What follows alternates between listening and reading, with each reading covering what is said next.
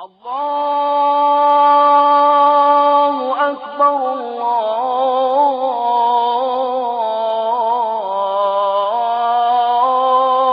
Allahu Akbar.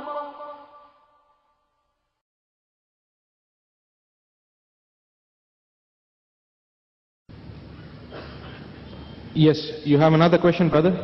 Please. So, in the world, wherever you are going, just the Muslims are targeted, okay? Wherever in terrorism or anything, wherever you go, the medias are projecting about only Muslims. The Muslims are the terrorists like that. So, why it's like that? Brother asked the question that, why do the media only project the Muslims? Why? Why is it like that? That's what I said, that you have to ask the media why they do that. And according to me, if you analyze, they are afraid that if Islam spreads, they may not be able to enjoy.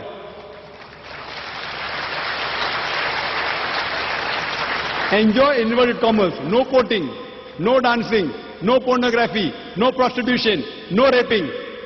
Previously America was after communism. Communism went, now they're after Islam. War on terrorism, war on terrorism, war terrorism. Killing innocent people, thousands of people, attacking Afghanistan, a country which is the least equipped. A country which is the most equipped is attacking a country least equipped and saying war on terrorism, war terrorism. They're afraid that if it spreads, even after that, even after all this, even after 11th of September, do you know that after 11th of September, in the span of 9 months, according to CNN, 34,000 Americans accepted Islam.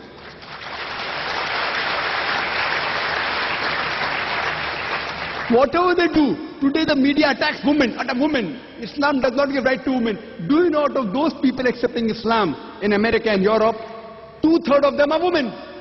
If Islam is against women right, then why will the American women accept Islam? Why will the European Muslims? Why will the European women? Why will the European women?